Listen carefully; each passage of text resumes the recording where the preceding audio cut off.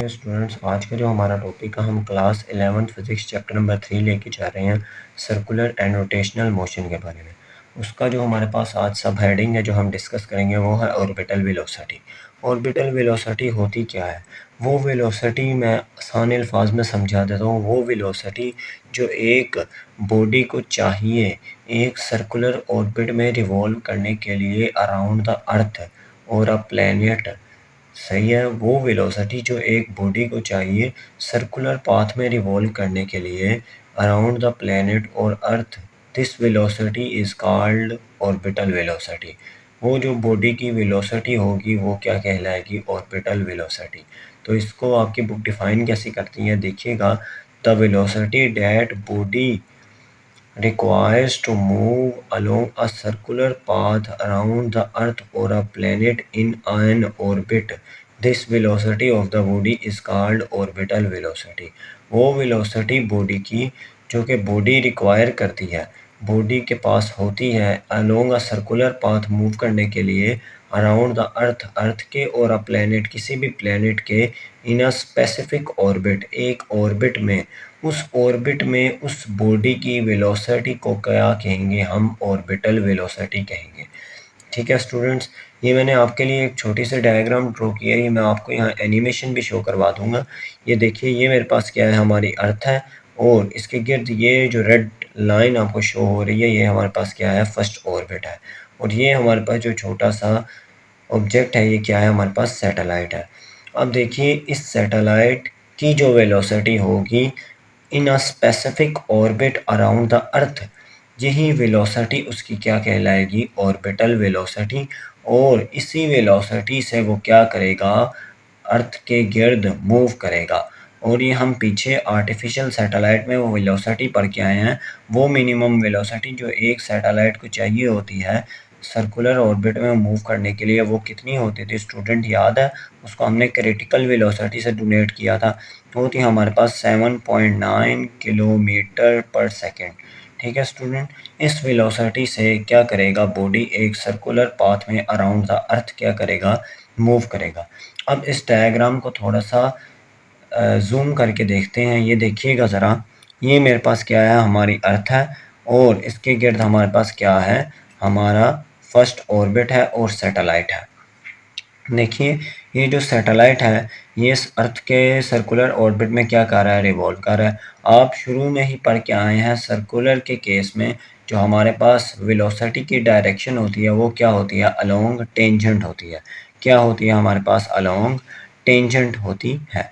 अब देखिए, हर पॉइंट पे ये सैटेलाइट अपनी डायरेक्शन क्या करेगा? चेंज करेगा। ठीक है स्टूडेंट, हर पॉइंट पे ये हमारे पास सैटेलाइट अपनी डायरेक्शन क्या कर रहा है? चेंज कर रहा है अलोंग टेंजेंट। और उस पे लगने वाली दो फोर्सेस, एक हमारे पास सेंट्रीपिटल फोर्स जो इस सैटेलाइट को सर्कल के इस ऑर्बिट में रिवॉल्व करने पे क्या कर रही है? मजबूर कर रही है, वो एग्जिस्ट करती है, सेंट्रीपिटल फोर्स। और एक अर्थ की ग्रेविटेशनल फोर्स जो कि एक्ट करती है लाइक अ सेंट्रीपिटल फोर्स, वो भी यहाँ क्या करेगी? एग्जिस्ट करेगी। अब ये समझना है कि अर्थ के सेंटर से लेके हमारे पास जो सरफेस तक का फासला है वो क्या कहलाता है? हमारे पास रेडियस, जिसको मैंने कैपिटल आर से डोनेट किया है। और हमारे पास जो सरफेस से लेके फर्स्ट ऑर्बिट तक का जो फासला है उसको हमने स्मॉल आर से डोनेट किया है। जो हमारे पास सैटेलाइट की क्या है? ऑर्बिट का क्या है? डिस्टेंस है, उसको मैंने स्मॉल आर से क्या किया है? डोनेट किया है। अब देखिए, जो हमारे पास सरफेस से लेके सैटेलाइट की हाइट है उसको मैंने किससे डोनेट किया? एच से। अब इन फैक्टर्स को यूज़ करके हम क्या करेंगे? इस ऑर्बिटल वेलोसिटी की डेरिवेशन को क्या करेंगे? डिस्कस करेंगे। अब देखिए, मैंने बताया आपको कि हमारे पास इधर दो फोर्सेस क्या कर रही हैं? एग्जिस्ट कर रही हैं। एक हमारे पास है सेंट्रीपिटल फोर्स और एक हमारे पास है ग्रेविटेशनल फोर्स। तो आपको पता है सेंट्रीपिटल फोर्स का फॉर्मूला क्या होता है स्टूडेंट? सेंट्रीपिटल फोर्स का फॉर्मूला आपको पता है, F c is equal to m v square over r. ठीक है, आपको पता है F c is equal to m v square over r किसका फॉर्मूला होता है? हमारे पास सेंट्रीपिटल फोर्स का फॉर्मूला होता है। ग्रेविटेशनल फोर्स का फॉर्मूला आप लोग क्लास 9th में पढ़ के आए हैं, वो क्या होता है हमारे पास? F G is equal to G capital M small M divided by क्या हो जाएगा? आर स्केयर हो जाएगा। अब ये हमारे पास दो फोर्सेस हैं जो इस ऑर्बिटल वेलोसिटी के केस में बॉडी पे क्या कर रही हैं, एक्सर्ट हो रही हैं। अब इन दो वेलोसिटी, इन दो फोर्सेस को हम क्या करेंगे, कंपेयर करेंगे और उससे हम क्या निकालेंगे, ऑर्बिटल वेलोसिटी को क्या करेंगे, कैलकुलेट करेंगे। ठीक है, अब देखिए मैं इन इक्वेशन को कह देता हूँ इक्वेशन नंबर 1 और इस इक्वेशन को कह देता हूँ इक्वेशन नंबर 2। अब इन फोर्सेस को मैं क्या करता हूँ, कंपेयर करता हूँ।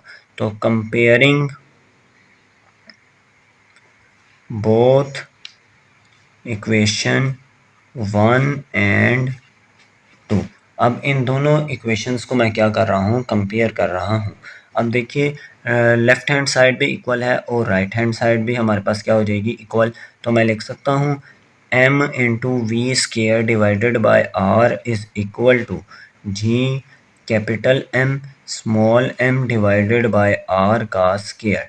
ठीक है, अब ये जो हमारे पास यहाँ स्मॉल m है ना, वो आपने याद रखना है, वो जो हमने अभी सैटेलाइट डिस्कस की है ये वाली, इसमें हमारे पास स्मॉल m जो है वो हमारे पास मास ऑफ सैटेलाइट है।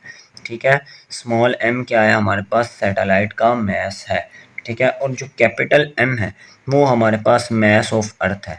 ठीक है स्टूडेंट, कैपिटल M डोनेटेड कर रहा है मास ऑफ अर्थ को, ये आप लोगों ने याद रखना है। अब हम यहाँ लिख सकते हैं m स्मॉल m को मास ऑफ सैटेलाइट स्मॉल s डाल दे साथ, और हम लिख सकते हैं इस स्मॉल m को मास ऑफ सैटेलाइट। अब देखिए ये जो एम एस है, एम एस आई क्या हो जाएगा, कैंसिल हो जाएगा। यहाँ से रेडियस भी, एक रेडियस से क्या हो जाएगा, कैंसिल। तो पीछे क्या बचा हमारे पास, पीछे बचा V square is equal to capital G capital M divided by 1r बचा, उसको हमने एज इट इज़ लिख दिया।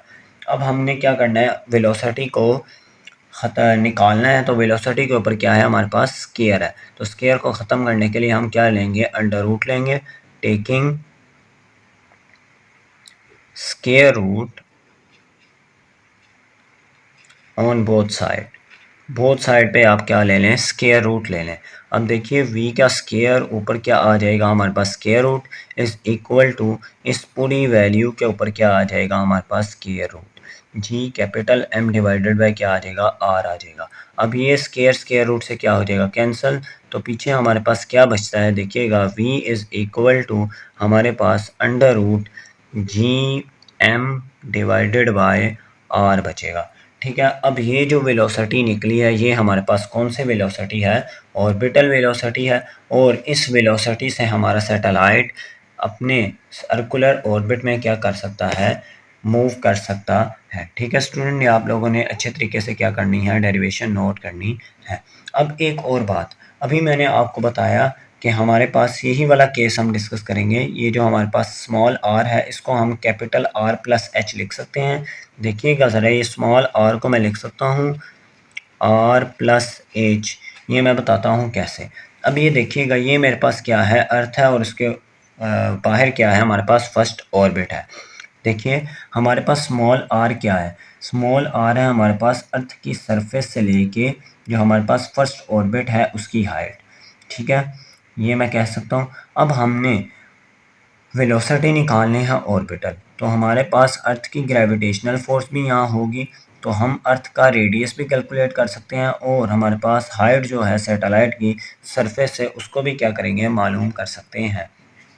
देखिए हम स्मॉल r हमारे पास है रेडियस सरफेस से लेके यहाँ फर्स्ट ऑर्बिट के हाइट तक, और ये हमारे पास क्या है, यहाँ का डिस्टेंस है। तो मैं कह सकता हूँ अगर मैं इस ऑर्बिट को अर्थ के करीब ले जाऊँ, अर्थ की सरफेस की क्या ले जाऊँ, करीब, और इसकी हाइट क्या कर दूँ, ना होने के बराबर कर दूँ, मिनिमम कर दूँ, तो मैं कह सकता हूँ कि हमारे पास रेडियस जो है, हमारे पास सैटेलाइट का रेडियस फ्रॉम सरफेस वो इक्वल है r प्लस एच के, रेडियस ऑफ द अर्थ और हमारे पास हाइट।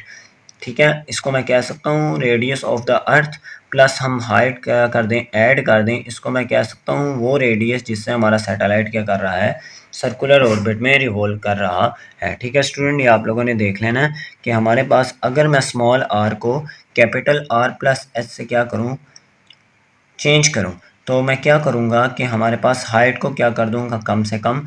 जब हाइट कम से कम हो जाएगी तो मैं कह सकता हूं कि हमारा जो फर्स्ट ऑर्बिट है वो nearest to the surface of the earth आ गया है, हमारा जो फर्स्ट ऑर्बिट है वो अर्थ के सरफेस के करीब आ गया, तो मैं उस रेडियस को कैपिटल आर से शो करूंगा जो हमारे पास अर्थ का रेडियस है, प्लस मैं उसमें हाइट कर दूं तो वो मेरे पास क्या निकल आएगा, टोटल रेडियस निकल आएगा।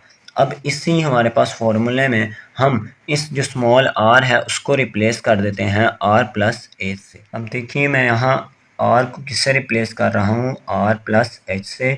ये आर प्लस एच हो जाएगा, V orbital is equal to under root हमारे पास G capital M divided by क्या हो जाएगा, आर प्लस एच। अब अगर हम वो हाइट कैलकुलेट कर लें और रेडियस अर्थ का डालें, जी की वैल्यू डालें और मास ऑफ अर्थ डालें, इन सब चीज़ों को अगर हम पुट करें तो हम ऑर्बिटल वेलोसिटी को क्या कर सकते हैं, फाइंड कर सकते हैं। अब हम कुछ एमसीक्यूज डिस्कस करते हैं जिनका आपकी बुक क्या करती है, जिक्र करती है। अब देखिए स्टूडेंट, जो हमारे पास एमसीक्यूज बनते हैं उनमें हमारे पास जो आपको पता है जो हर चीज़ जो सर्कुलर ऑर्बिट में क्या करती है, रिवॉल्व करती है, उसकी जो डायरेक्शन होती है वो क्या होती है, हर पॉइंट पे अलोंग टेंजेंट होती है। अब ये देखिए ये सैटेलाइट है हमारे पास, ये इस सर्कुलर ऑर्बिट में क्या कर रहा है, रिवॉल्व कर रहा है। तो every point in a circle, her circle के पॉइंट पर इसकी जो वेलोसिटी की डायरेक्शन होगी, अब ये वेलोसिटी आपको पता है ऑर्बिटल वेलोसिटी है, इसकी डायरेक्शन क्या होगी, अलोंग टेंजेंट होगी, अलोंग टेंजेंट होगी। ठीक है, ये आप लोगों ने क्या करना है, एमसीक्यूज नोट करना है। तो यही मैंने सबसे पहले एमसीक्यूज लिखा है, the direction of the orbital velocity is along tangent to the point in an orbit. कि हमारे पास जो ऑर्बिटल वेलोसिटी की डायरेक्शन है हमारे पास ऑर्बिट के एवरी पॉइंट पे किधर है, टेंजेंट के अलोंग है। दूसरा पॉइंट, अब ये देखिए कि हमने पीछे डेरिवेशन में मास ऑफ सैटेलाइट को क्या कर दिया था, कैंसिल कर दिया था। तो इधर जो मास बचा हमारे पास ऑर्बिटल वेलोसिटी के फॉर्मूले में, ये कौन सा मास है बच्चों, बताइएगा ज़रा। ये है हमारे पास मास ऑफ अर्थ। कौन सा मास है, अर्थ का मास है। ठीक है, अब हमारे पास फॉर्मूले में सैटेलाइट का मास तो एग्जिस्ट ही नहीं करता, तो हमें पता ये चलेगा कि orbital velocity mass of satellite पे डिपेंड करती ही नहीं है। ठीक है, कि हमारे पास मास ऑफ सैटेलाइट फार्मूले में ही नहीं है, तो हमें ये याद रखना है कि orbital velocity mass of satellite पे डिपेंड नहीं करती। तो यही बात मैंने लिखी है, orbital velocity is independent to the mass of the orbiting body. कि ऑर्बिटल वेलोसिटी इंडिपेंडेंट है, डिपेंड नहीं करती mass of the orbiting body, जो कि मास बॉडी का है जो कि ऑर्बिट में क्या कर रही है, रिवॉल्व कर रही है। अब तीसरी और अहम पॉइंट हमारे पास ये है कि अगर हम डिफरेंट मैसेस की सैटेलाइट ले आएँ, डिफरेंट मैसेस की सैटेलाइट ले आएँ, मैं पहले ही बता चुका हूँ कि हमारी orbital velocity mass of satellite पे डिपेंड नहीं करती। अगर बोर्ड वाला एमसीक्यूज ऐसे बना दे कि हम डिफरेंट मैसेस की सैटेलाइट ले आए हैं तो उनकी ऑर्बिटल वेलोसिटी क्या डिफरेंट होगी, नहीं, क्योंकि हमारे पास orbital velocity mass of satellite पे डिपेंड करती ही नहीं।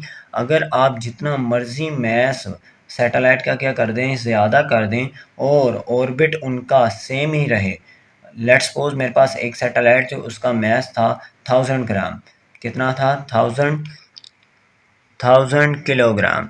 ठीक है, मेरे पास एक सैटेलाइट का मास था 1000 किलोग्राम, और दूसरी सैटेलाइट जो हमने फर्स्ट ऑर्बिट में प्लेस की उसका हमारे पास मास था 2000 किलोग्राम।